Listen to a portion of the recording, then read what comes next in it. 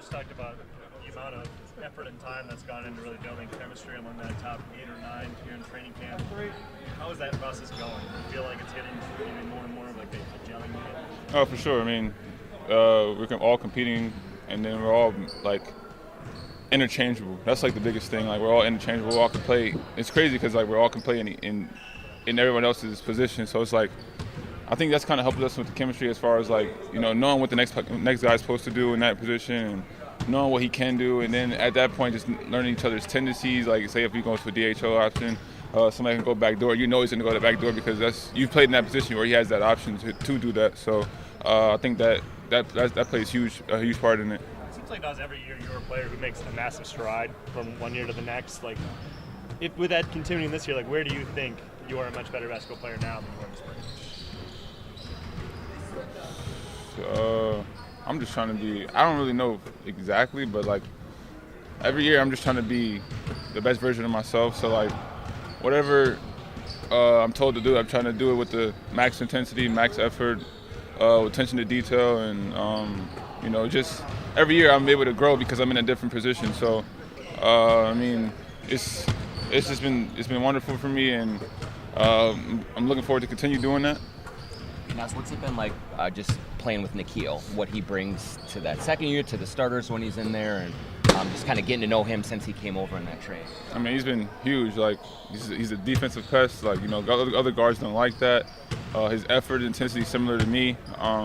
He's always working. He's always here early. Like, he's a guy that, you want to, if you're one of the younger guys, you want to, kind of mimic that hard work that he puts in. So I definitely say he's huge for us. Is training camp any different just in terms of reps or anything when like last year we weren't sure if you'd even be in the rotation and this year you're like a key part of the plan? Mindset wise for me, no, because again, like I said before, I'm always trying to grow, trying to improve, trying to, I'm always trying to, grow from where I was the year before or even the day before. So for me, mindset, no, but probably as far as playing in situations like that, yeah. I've competed, I've worked, I've put a lot of work into to get into the position I am in now, and I'm trying to continue doing that as well. On defense, I would say just not opening my feet as much.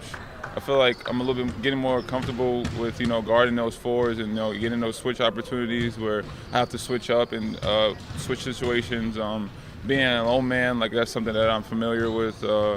But yeah, I think just not opening my feet all the time, and that's something that I've been able to kind of work on in training camp, where as though like we have to guard switches, I have to guard Ant or something of that sort. So now that you're getting a sense of where you are in the rotation, what is good about that and easy for you, and what are the things you're going to have to adjust to a little bit? I'll say as far as like readiness, I know when I'm going to go in. Possibly, I know what the situation is. I think I used to tell J-Mac a couple years ago, or 2 years ago, like either like no matter what situation is like we have to play the best basketball we can. Because like let's just say we're down, we got to go in and get that lead back. Or if we're up, we got to go in and keep the lead. So I kind of that's something that me and J-Mac used to joke about back then. Now, playing the four, I think people would think you're going to shoot more threes this year, right? Because positionally, you've always shot a lot of threes. Like, what is striking the right balance for you in your shot selection of threes versus getting to the basket? How do you think that plays out this season?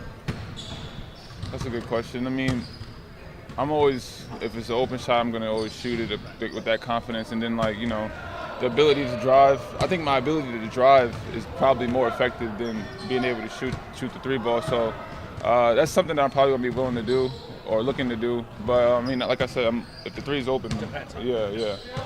How much you just like where things are at as we're, 9 days out from the opener is kind of the state of the team? I didn't hear you. Just where things are at 9 days out from the opener when things ramp up, just kind of a state of the team, where things are at? Yeah, I love it. I mean, we're in here every day. As you can see, like almost everybody's in here after practice.